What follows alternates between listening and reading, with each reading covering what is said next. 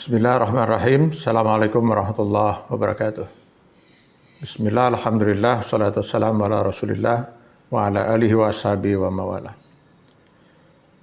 Ironis memang kalau kita renungkan dan kita perhatikan dengan seksama, semakin hari semakin terasa nilai-nilai Islam semakin terpisah jauh dari kehidupan umatnya. Termasuk di negeri yang konon mayoritas penduduknya beragama Islam. Bahkan tidak sedikit di antara mereka yang sudah murtad. Dimurtadkan oleh orang-orang kafir, baik yang memakai baju kafir maupun orang-orang kafir yang memakai baju Islam. Murtad yang dimaksud bukan hanya sekedar pindah agama dari keyakinan Islam pada keyakinan yang lain selain Islam, tapi murtad bisa karena gugurnya keimanan seseorang oleh sebab hanya mengkufuri satu aturan Allah, sebagaimana gugurnya 80.000 tahun keimanan iblis dan keturunannya hanya karena mengkufuri satu aturan Allah Subhanahu wa taala. Jika umat Islam sudah banyak yang tidak peduli lagi dengan agamanya, bahkan sudah murtad, maka di Quran surah Al-Maidah ayat 54, Allah Subhanahu wa taala menjanjikan Allah akan menyiapkan generasi pilihan Allah Subhanahu wa taala. Ada 5 paling tidak ciri yang Allah tetapkan pada generasi pilihan Allah Subhanahu wa taala itu. Yang pertama, yuhibbuhum wa yuhibbunahu. Allah mencintai mereka karena mereka mencintai Allah Subhanahu wa taala. Cinta selalu menuntut timbal balik. Tidaklah semata-mata Allah mencintai hambanya, kecuali karena memang hambanya itu berusaha untuk dicintai oleh Allah Subhanahu wa taala. Seperti yang digambarkan di Quran surat Al-Baqarah 165, wallazina amanu asyaddu hubban lillah. Ciri orang yang beriman itu cintanya kepada Allah sangat kuat.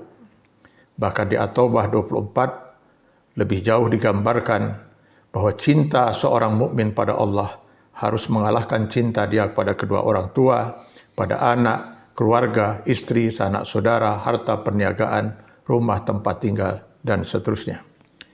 Cinta kepada Allah harus dibuktikan oleh setiap orang mukmin bahwa dia hanya akan mencintai di dunia sesuatu yang dicintai oleh Allah dan membenci semua yang dibenci oleh Allah Subhanahu wa taala. Itulah ciri pertama dari generasi pilihan Allah Subhanahu wa taala. Ciri yang kedua, azillatun 'alal mu'minin. Generasi pilihan Allah itu sangatlah rendah hati terhadap sesama mukmin. Saling berkasih sayang dengan saudaranya sesama mukmin atas dasar cinta terhadap saudaranya sesama mukmin.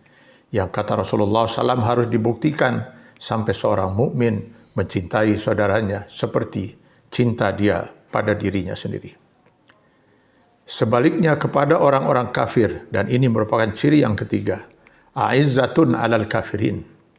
Seorang mukmin generasi pilihan Allah, dia bersikap tegas, bersikap keras, tidak ada toleransi dalam urusan akidah dan prinsip-prinsip syariah. Tidak ada lagi toleransi untuk mencampur adukan antara kebenaran agama Islam dengan keyakinan-keyakinan yang sesat di luar Islam. Dia hanya akan bertoleransi dari sisi kemanusiaan dan menghargai hak setiap manusia untuk memiliki keyakinan yang berbeda dengan keyakinan ajaran Islam. Dia selalu bangga bahwa dirinya adalah seorang mukmin. Karena itu Sayyidina Umar radhiyallahu an ketika melihat seorang pemuda berjalan menunduk-nunduk di depan tokoh-tokoh musyrikin, maka pemuda itu kemudian dipanggil oleh Sayyidina Umar dan ditampar oleh Umar. Umar sangat kesal sekali melihat sikap seorang pemuda yang begitu seolah-olah merasa rendah diri di hadapan orang-orang kafir.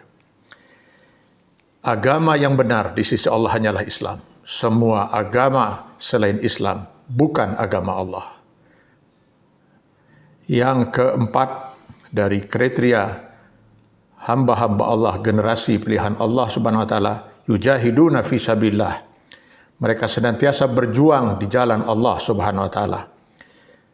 Berjuang semata-mata untuk mencari ridha Allah, bukan untuk kepentingan pribadi, kelompok, golongan, partai, bahkan bangsa sekalipun. Benar-benar fisabilillah menggapai ridha Allah Subhanahu wa taala.